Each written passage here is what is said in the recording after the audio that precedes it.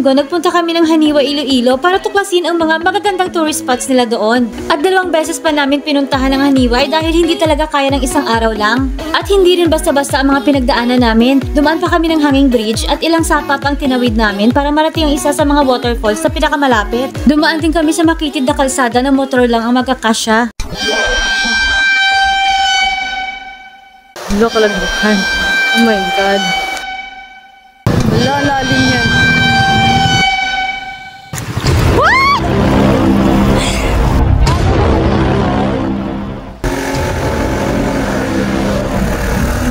Oh my God. At isa din sa mga pupuntahan namin ang sementeryo ng Haniway. Ikaw, gugustuhin mo bang mag-tour sa sementeryo? Pero kasi dito sa Haniway, Iloilo, kakaibang sementeryo nila dito. At first time din namin mapunta ng isang resort dito at hindi namin inasahan ang mga nalaman namin tungkol sa resort na to. At ito rin talaga ang mga gusto naming adventure. Kaya kung gusto mong malaman at mapuntahan ang mga to, tapusin mo itong video. Pero dito na muna tayo sa Elina's Cafe, located sa Costa del Estrella Food Park, Bitoon, Haro, Iloilo City. Dahil may bago na naman silang pakulo. Meron silang Pinoy Merienda Buffet for only 298 pesos. Madaming pwedeng pagpilian, tiyak mabubusog na naman kami sa sarap. Siniserve nila ito from 2 PM to 5 PM. Isa sa mga nagustuhan talaga namin sa Elina's ay may magandang ambience, nakaka-relax ang lugar na to. Lalo na't nakikita mula sa second floor ang ganda ng dagat, feel at home talaga kami dito tuwing nandito kami. At magandang bonding to with your family and friends, kaya ano pang hinihintay mo? Try mo na! Sa unang araw namin sa Haniwa, Iloilo, pinuntahan namin ang Japanese Garrison sa Sawagi Bridge.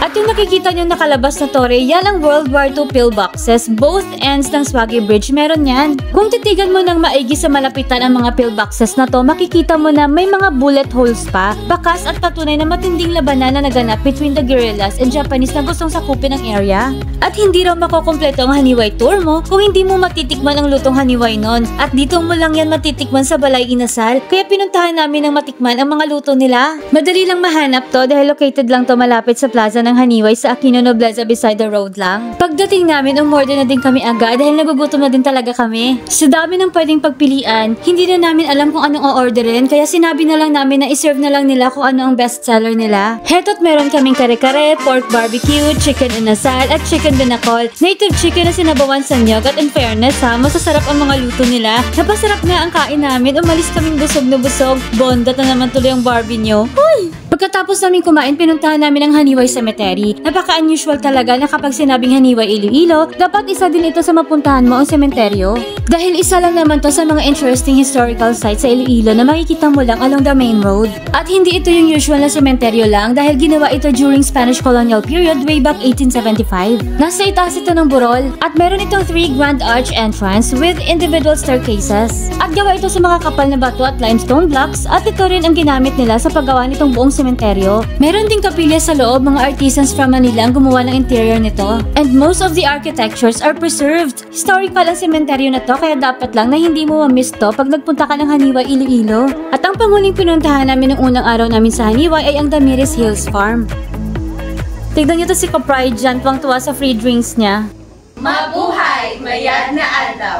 Welcome to the Damiris Hills Farm and Spa Resort! Isa to sa mga kilalang resort dito sa Iloilo at first time namin makapunta dito. Kadalasan kasi sa FB postings lang namin to nakikita. At hindi talaga namin inasahan ang mga nalaman namin tungkol dito. Nalaman namin na 46 hectares pala ang lawak ng lupain na to at 16 hectares pa lang ang nagagamit nila at patuloy pa tong ini-improve. Hala, grabe siya, samantala ina-expect namin isang building lang na may infinity pool. Dahil yun lang naman kasi kadalasan nakikita namin sa mga postings, pero gandang-ganda na kami. Lalo pat napuntahan na namin ng personal, may 3 pool pala dito, may cottages din at madami din silang activities, kaya madami kang pwedeng gawin pag nabakasyon ka dito. Gandang-ganda din kami sa mga disenyo ng mga wooden cottages at ng mga villas nila. Meron din pala silang tarot card reading dito.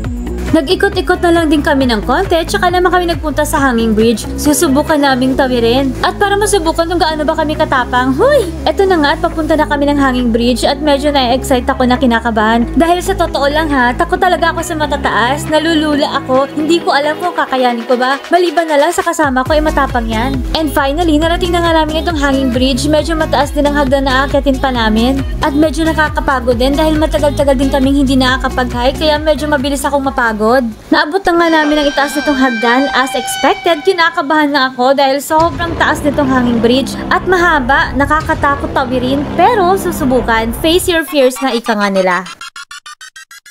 Tatawirin na sana namin, nagkaaberya lang dahil biglang umulan, kaya bumalik na lang kami at dumiretso nang umuwi pabalik sa city. Kaya nung pagbalik namin, 4 na kami, may mga kasama na kaming mga bagong kaibigan na mga riders. May idea naman na kami sa pupuntahan, ang hindi lang talaga namin alam kung ano eksakto ang madadaanan namin. Ang alam lang kasi namin na kaya ng motor lang, kaya exciting ang mga susunod na makikita nyo kasama ng Team Iloilo Motorcycles. Kaya abangan nyo to sa part 2 ng Haniway vlog namin kung natawid nga ba namin ang hanging bridge. At kung paano namin na-survive tawirin ang mga sapa at kalsada na makitid na parang roller coaster sa cliff ng mataas na bundok. Mapuntahan lang ang waterfalls na kaya raw pasukin ng nakamotor. See you again on our next vlog. Bye!